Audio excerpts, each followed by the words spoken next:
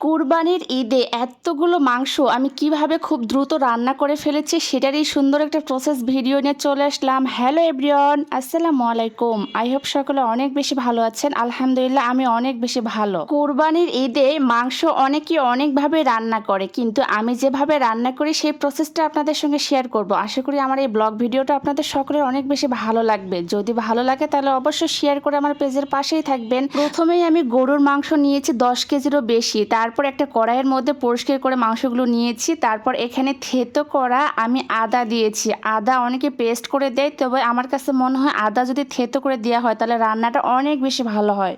এই পর্যায়ে আমি জিরা বাটা দিয়েছি আমার মাংসের পরিমাণ অনুযায়ী, মোটামুটি অনেকটাই আমি দিয়েছি। তারপর এখানে আস্ত রসুন ও পেঁয়াজটা দিয়েছি। পেঁয়াজটা আমি মোটা মোটা করে রেখেছি। তারপর এখানে রান্নার হলুদ লবণ দিয়েছি। তারপর এখানে আস্ত শুকনা মরিচ দিয়েছি। গুঁড়া মরিচের থেকে শুকনা মরিচের রান্নাটা অনেক বেশি মজা হয়। এই পর্যায়ে আমি মাংসের সমস্ত ধরনের গরম মশলা অ্যাড করে দিয়েছি। তেজপাতা, দারচিনি, এলাচ, লবঙ্গ, সাদা ফল, কালো ফল, আর তারপর এখানে বসও দিয়েছি আমার টেস্ট অনুযায়ী। তারপর এখানে আমি সর্ষে তেল দিয়েছি পরিমাণ মতো। যে কোনো গরুর মাংস যদি সর্ষে তেলে রান্না করা হয় খেতে কিন্তু অনেক মজার হয়। এই পর্যায়ে মাংসগুলোকে হাতের সাহায্যে খুব ভালোভাবে মিক্সড করে নিব, তাহলে দেখবেন খেতে অনেক বেশি ভালো লাগে। অবশ্যই এইভাবে একবার হলে রান্না করে দেখবেন, সকলে আপনার ফ্যান হয়ে যাবে।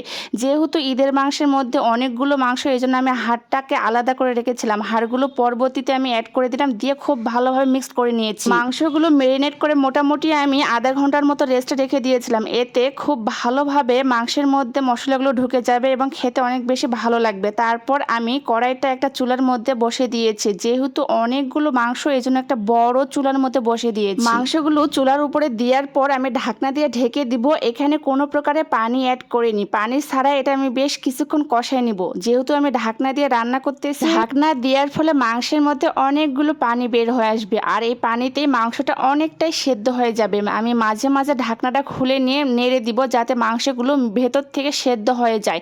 এটা অবশ্যই একটু সময় নিয়ে করতে হবে, যেহেতু অনেকগুলো মাংস ছিল।